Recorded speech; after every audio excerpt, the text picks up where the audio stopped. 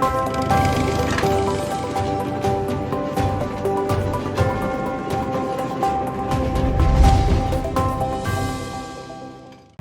மாவட்டம் மார்த்தாண்டம் அருகே பொறியியல் கல்லூரிக்குள் மர்ம நபர்கள் புகுந்து கல்லூரி முதல்வரை மதுபாட்டில்கள் கம்பியால் தாக்கிய சம்பவம் பரபரப்பை ஏற்படுத்தியுள்ளது. கன்னியாகுமரி மாவட்டம் மார்த்தாண்டத்தில் செயல்பட்டு வரும் தனியார் பொறியியல் கல்லூரியில் நெல்லை, தூத்துக்குடி மற்றும் கேரளாவிலிருந்து 700க்கும் மேற்பட்ட மாணவ மாணவிகள் பயின்று வருகின்றனர். இந்த நிலையில் சம்பவத்தன்று கல்லூரிக்குள் புகுந்த கும்பல் ஒன்று கல்லூரியின் முதல்வரான அசோக்குமாரை மதுபாட்டில்கள் மற்றும் கம்பியால் சரமாரியாக தாக்கிவிட்டு அங்கிருந்து தப்பி சென்றுள்ளனர். இதையடுத்து பலத்த காயமடைந்த கல்லூரி முதல்வர் ஆசாரிப்பள்ளம் அரசு மருத்துவக் கல்லூரி மருத்துவமனையில் அனுமதிக்கப்பட்டார். தாக்குதல் குறித்து தகவல் தெரிவித்த கல்லூரி முதல்வர், கல்லூரியின் முன்னாள் மாணவர்கள் கல்லூரியை கைப்பற்றும் நோக்கில் தன்னை தாக்கியதாகவும், இதுகுறித்து பலமுறை புகார் அளித்தும் காவல்துறை சார்பில் எந்தவித நடவடிக்கையும் எடுக்கப்படவில்லை எனவும் குற்றம் சாட்டினார். கல்லூரிக்குள் புகுந்து முதல்வரை மர்ம நபர்கள் தாக்கிவிட்டு தப்பி ஓடிய சம்பவம் பரபரப்பை ஏற்படுத்தியுள்ளது. அதனால என்ன பண்ணாங்கன்னு சொன்னா, கதவை உடைச்சி உள்ள வந்து கெட்ட வார்த்தையால் திட்டினாங்க. என்னுடைய தலையில் இந்த பாட்டில், அதாவது பிராண்டி பாட்டிலை வச்சு அடித்து இந்த இடத்துல உடைச்சாங்க, தலையை உடைச்சாங்க. இரும்பு கம்பியால் குத்தியும் அடிக்கவும் செஞ்சாங்க. அந்த நேரத்தில் அப்புறம் என்னை தள்ளி விட்டு என்ன செஞ்சாங்கன்னா, அந்த அடி வயறு இந்த மாதிரி பகுதிகளில் முதுகுல எல்லாம் மிதிச்சுக்கிட்டு என்ன பண்ணாங்கன்னா, எனக்கு தலையில் அப்படியே பிளட்டு கொட்ட ஆரம்பிச்சு. கொட்டி அந்த ரூம் ஃபுல்லாக பிளட்டாக இருந்த உடனே அங்கேருந்து ஏதோ ஒரு இதில் பயங்கர ப்ளீடிங் ஆன உடனே பெட்ஷீட் எடுத்து தலையை கவர் பண்ணாலும் பிளட் ப்ளீடிங் ஆகிட்டே இருந்தது. எகெயின் அப்படியே ஓடி வெளியே வந்தேன். இந்த நடந்த சம்பவம் ஃபர்ஸ்ட் ஃப்ளோரில் நடந்துகிட்டு இருந்தது. இது எதுக்காக நடந்ததுன்னா, ட்ரஸ்ட்டில் ஒரு டூப்ளிகேட் ட்ரஸ்ட்டு, நான் சொன்னேன் இல்லைப்பா, இவர் சுந்தரராஜன், பால்ராஜ், பிரின்ஸ் வினோ அப்படிங்கிறவங்க திருட்டுத்தனமான ஒரு ட்ரஸ்ட்டாக நடத்திட்டு காலேஜினுடைய சொத்தை அபகரிக்கிறதுக்காக என்ன செய்கிறாங்க, இந்த மாதிரி போலி டாக்குமெண்ட் எல்லாம் கிரியேட் பண்ணி உள்ள அவங்களுக்கு மெயின் அல்டிமேட் எய்ம் காலேஜை ரன் பண்ணக்கூடாது.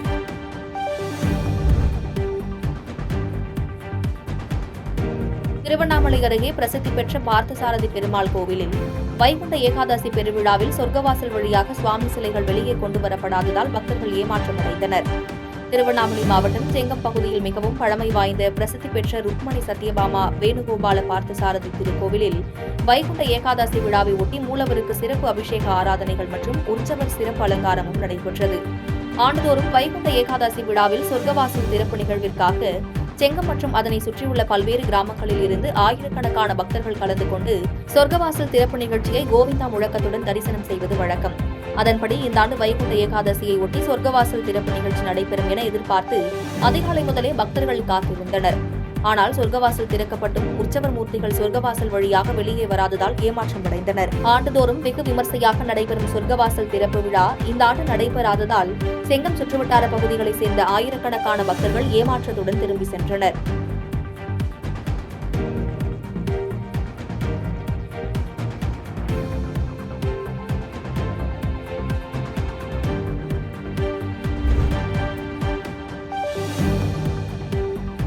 திண்டுக்கல் காந்தி கிராமிய நிகழ்நிலை பல்கலைக்கழகத்தில் பெருநிறுவன சமூக நிதி திட்டத்தின் கீழ் புதிய எரிசக்தி பூங்கா அமைக்கும் பணிக்கான ஒப்பந்தம் கையெழுத்திடப்பட்டது. திண்டுக்கல் மாவட்டத்தில் அமைந்துள்ள காந்தி கிராமிய நிகழ்நிலை பல்கலைக்கழகத்தில் மத்திய அரசின் நிறுவனமான REC அறக்கட்டளை சார்பில் பெருநிறுவன சமூக நிதி திட்டத்தின் கீழ் 8,44,00,000 ரூபாய் மதிப்பீட்டில் எரிசக்தி பூங்கா அமைத்து பெல் நிறுவனம் மூலம் பல்கலைக்கழகம் முழுவதும் மின்சாரம் வழங்குவதற்கான ஒப்பந்த உடன்படிக்கை கையெழுத்திடப்பட்டது.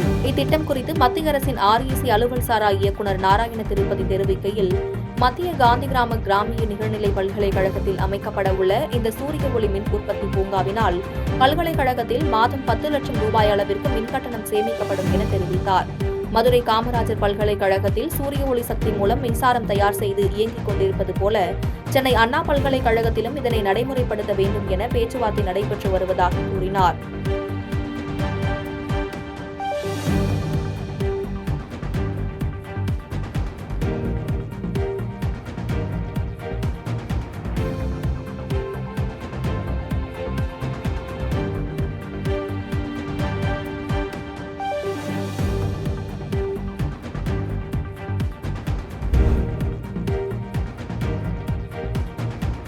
பெரியார் பேசியதையெல்லாம் இப்போது பேசினால் அது மக்களுக்கு அருவருப்பை தரும் என பாஜக மாநில தலைவர் அண்ணாமலை தெரிவித்துள்ளார். கோவை விமான நிலையத்தில் செய்தியாளர்களை சந்தித்து பேசிய அவர், டங்ஸ்டன் விவகாரத்தில் மத்திய அரசு திட்டத்தை செயல்படுத்தாது என கூறிய பின்பும் சட்டமன்றத்தில் அதற்கான தீர்மானம் நிறைவேற்றும் அவசியம் இல்லை என கூறியவர், அண்ணா பல்கலைக்கழக பாலியல் விவகாரத்தில் குற்றவாளி திமுகவின் அனுதாபி என கூறி முதலமைச்சர் ஸ்டாலின் மக்களை திசை திருப்புவதாகவும் விமர்சித்தார்.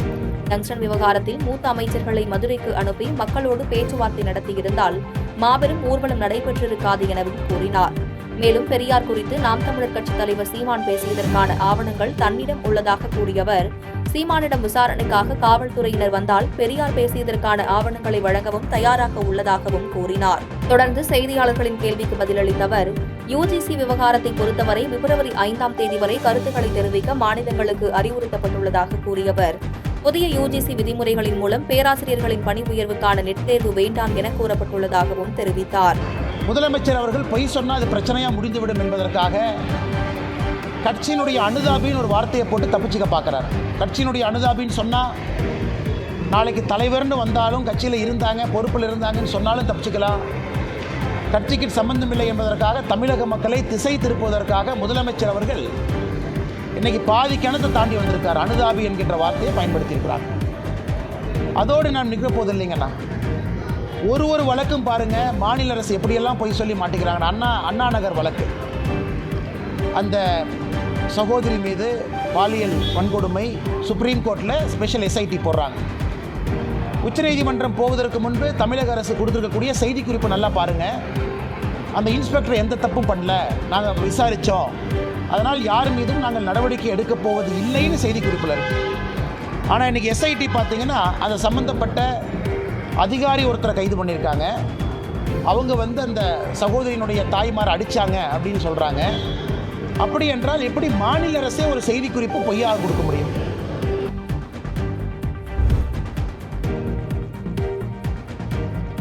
திருப்பூரில் 3 கொலை செய்யப்பட்ட சம்பவத்தில் சிபிஐ விசாரணைக்கு தமிழக அரசு அனுமதி அளிக்க வேண்டும் என பாஜக மாநில தலைவர் அண்ணாமலை வலியுறுத்தியுள்ளார். திருப்பூர் மாவட்டம் சேமலை கவுண்டம்பாளையத்தில் கடந்த நவம்பர் 29ஆம் தேதி தோட்டத்தில் 3 பேர் கொலை செய்யப்பட்ட சம்பவத்தில் இதுவரை குற்றவாளிகளை பிடிக்காததை கண்டித்து கொடுவாய் பேருந்து நிலையம் அருகே பாஜக சார்பில் கண்டன ஆர்ப்பாட்டம் நடைபெற்றது. பாஜக மாநில தலைவர் அண்ணாமலை தலைமையில் நடைபெற்ற கூட்டத்தில் யார் அந்த சார் எனும் பேட்ச் அணிந்தபடி ஏராளமான பாஜக தொண்டர்கள் கலந்து கொண்டனர். அப்போது பேசிய அவர், அமைச்சர் செந்தில் பாலாஜி மீது அமலாக்கத்துறை வழக்கு தொடர்ந்த நேரத்தில் மத்திய அரசு சம்பந்தமான விசாரணை அமைப்புகள் மாநில அரசின் அனுமதியின்றி வழக்குகளை விசாரிக்கும் வகையில் முதலமைச்சர் சூழலை உருவாக்கியதால் 3 கொலை வழக்கு தொடர்பாக சிபிஐ விசாரிக்க முடியாத சூழல் உருவாக்கியுள்ளதாக குற்றம் சாட்டினார். மேலும் இச்சம்பவம் தொடர்பாக உடனடியாக சிபிஐ விசாரணைக்கு முதலமைச்சர் அனுமதிக்க வேண்டும் என வலியுறுத்திய அவர், காவல்துறையில் போதிய ஆட்கள் இல்லை என்பதால் இக்கொலை சம்பவம் தொடர்பாக சிபிஐ விசாரிப்பதே பொருத்தமாக இருக்கும் எனவும் தெரிவித்தார்.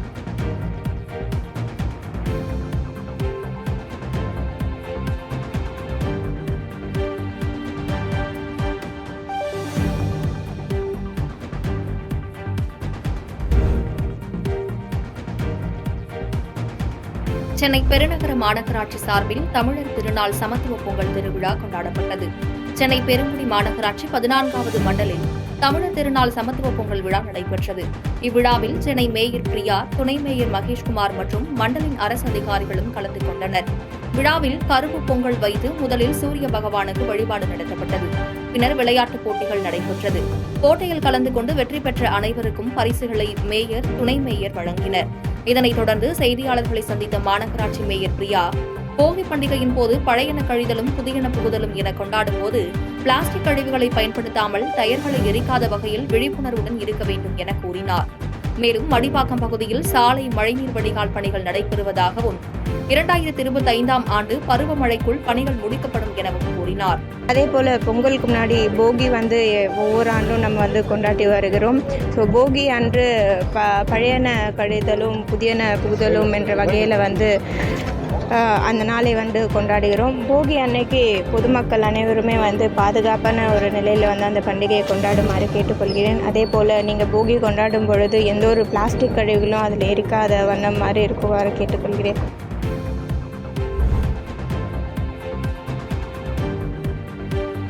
மதுரை விமான நிலையத்தில் செய்தியாளர்களை சந்தித்த விசிக தலைவர் திருமாவளவன் டங்ஸ்டன் திட்டம் தொடர்பாக மத்திய அமைச்சர் கிஷன் ரெட்டியை நேரில் சந்தித்து திட்டத்தை கைவிடக் கோரி மனு அளித்துள்ளதாக கூறினார். மதுரை விமான நிலையத்தில் செய்தியாளர்களை சந்தித்த விசிக தலைவர் திருமாவளவன் டங்ஸ்டன் சுரங்கத்தை எதிர்த்து தொடர் போராட்டத்தில் அப்பகுதி மக்கள் ஈடுபட்டு வரும் நிலையில் விடுதலை சிறுத்தைகள் கட்சி சார்பாக மாபெரும் கண்டன ஆர்ப்பாட்டம் நடைபெற உள்ளதாகவும் இது தொடர்பாக மத்திய அமைச்சர் கிஷன் ரெட்டியை நேரில் சந்தித்து திட்டத்தை கைவிடக் கோரி மனு அளித்துள்ளதாகவும் கூறினார்.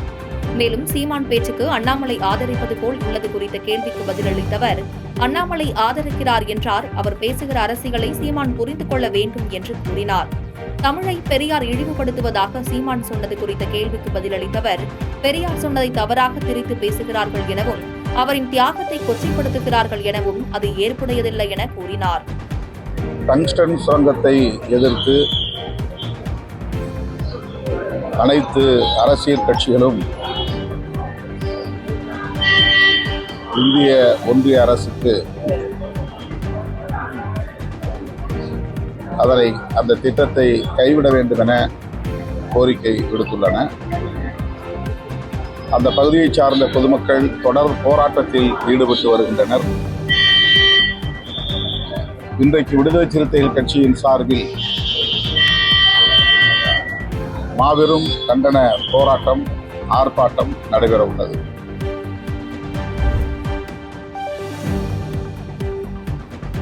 கும்மிடிப்பூண்டி அருகே புதுவயல் கிராமத்தில் நடைபெற்று வரும் ரயில் சக்கரம் தயாரிக்கும் பணிகளுக்கான கட்டுமான பணிகளை மத்திய ரயில்வே அமைச்சர் அஸ்வினி வைஷ்ணவ் ஆய்வு செய்தார். திருவள்ளூர் மாவட்டம் கும்மிடிப்பூண்டி அடுத்த புதுவாயில் பகுதியில் 700 கோடி ரூபாய் மதிப்பீட்டில் ரயில் சக்கரம் தயாரிக்கும் பணிகளுக்கான கட்டுமான பணிகள் நடந்து வருகிறது.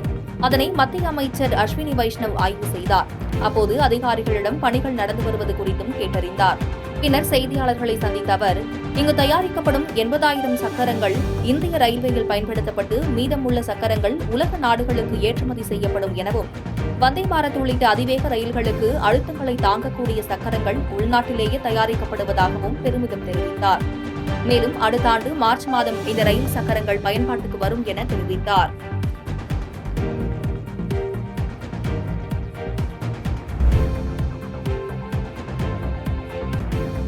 பரந்தூர் பசுமை விமான நிலைய திட்டத்திற்கு எதிர்ப்பு தெரிவித்து 900வது நாள் நிகழ்வாக சென்னையில் உள்ள கலைஞர் நினைவிடத்தில் மனு அளிக்க சென்ற போராட்டக் குழுவினரை காவல்துறையினர் கைது செய்தனர். காஞ்சிபுரம் அடுத்த பரந்தூர் ஏகனாபுரம் உள்ளிட்ட 13 கிராமங்களை உள்ளடக்கி சுமார் 4800 ஏக்கர் பரப்பளவில் 2வது பசுமை விமான நிலையம் அமைக்க மத்திய மாநில அரசுகள் அறிவிப்புகள் வெளியிட்டு அதற்கான நில எடுப்பு பணிகள் துவங்கியுள்ளது. இந்நிலையில் அறிவிப்பு வெளியான நாள் முதல் இன்று வரை தொடர் போராட்டத்தில் பல்வேறு கிராமங்கள் 900வது நாளாக போராட்டம் நடத்தி வருகின்றனர். இந்நிலையில் இன்று 900வது நாள் நிகழ்வை ஒட்டி சென்னை மெரினா கடற்கரையில் உள்ள முன்னாள் முதல்வர் கலைஞர் கருணாநிதியின் நினைவிடத்தில் மனு அளித்து கோரிக்கை விடுக்க ஏகனாபுரம் பகுதியிலிருந்து 31 பேர் சென்னைக்கு புறப்பட தயாராகினர். அப்போது 100க்கும் மேற்பட்ட காவல்துறையினர் அவர்களை வழிமறித்து அனுமதியின்றி செல்லக்கூடாது என கூறி அவர்களை கைது செய்தனர். இதற்கு போராட்டக் குழுவினர் கடும் எதிர்ப்பு தெரிவித்து காவல்துறையை கண்டித்தும் கோஷங்கள் எழுப்பினர். இதுகுறித்து போராட்டக் குழுவினர் தெரிவிக்கையில், தங்கள் வாழ்வாதாரம் கருதி போராட்டம் செய்பவர்களை காவல்துறையினர் கைது செய்து தங்கள் அராஜகத்தை தெரிவிக்கின்றனர் என்று இது கண்டிக்கத்தக்கது என்றும் கூறினார்.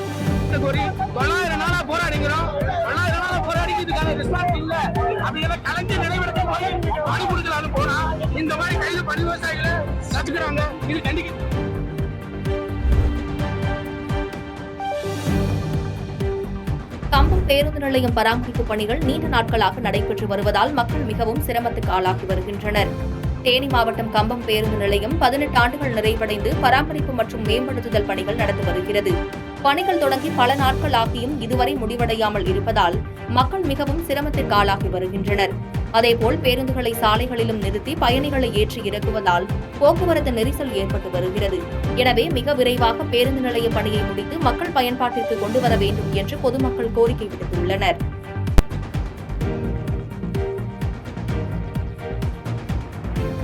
பாதகம் செய்பவரை கண்டால் நாம் பயம் கொள்ளலாகாது பாப்பா.